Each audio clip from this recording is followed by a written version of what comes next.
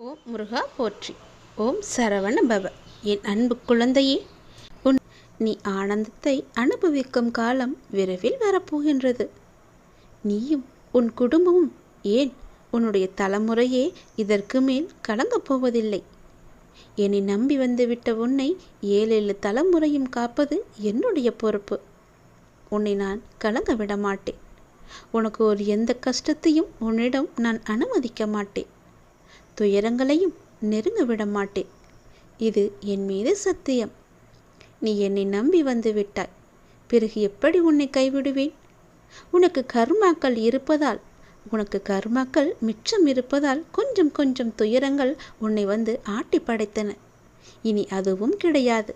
உன்னுடைய கர்மாக்கள், நீ எப்போது என்னை என் பாதத்தில் சரணடைந்தாயோ அப்போது உன்னுடைய கர்மாக்கள் அனைத்துமே ஒளிந்து விட்டது. இனி உன் வாழ்க்கையில் ஆனந்தம் மட்டுமே நிலைத்து நிற்கப் போகின்றது. கவலைப்படாதே, எதற்குமே பயப்படாதே. எல்லாவற்றிற்குமே நீ துணிந்து இறங்கு.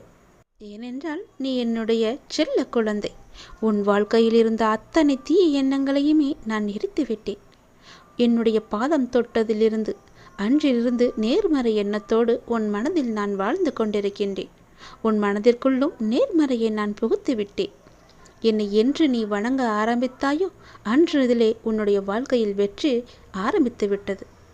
எப்போது என்னிடம் வந்து உன்னுடைய வேண்டுதலை எல்லாம் வைத்தாயோ அன்றிலிருந்தே உனக்கு மகிழ்ச்சியும் பிறந்து விட்டது. நல்ல காலம், நல்ல வழி உனக்கு பிறந்து விட்டது. உன்னுடைய வாழ்க்கையில் நல்லது மட்டுமே இனி நடக்கப் போகிறது. என்னுடைய துணையோடு எல்லாமே உனக்கு நல்லதாகவே நடக்கும்.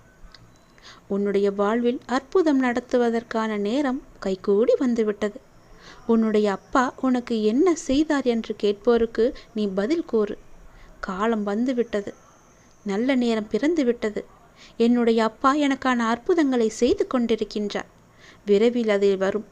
அப்போது நீங்கள் என்னை கண்கூடாக பார்ப்பீர்கள். எவ்வளவு ஆனந்தமாக இருக்கிறேன் என்று நீங்களே ஆச்சரியப்பட்டு போவீர்கள் என்று அவர்களிடம் கூறு. இனி வாழ்வில் நடக்கப் போகும் அற்புதங்களை நினைத்து பார்க்காத அளவில் இருக்கப் போகின்றது. நீ எதிர்பாராத வண்ணம் உன்னுடைய வாழ்வில் அதிசயங்கள் ஒன்றன் பின் ஒன்றாக நடக்கப் போகிறது. இன்றே ஒரு தொலைபேசி அழைப்பை நீ தவறிவிட்டாய். இருந்தும் உனக்கு ஒரு அடுத்த வாய்ப்பை தருகிறேன். நான் ஏற்கனவே கூறியது போலவே உனக்கு அந்த வாய்ப்பை தந்தேன்.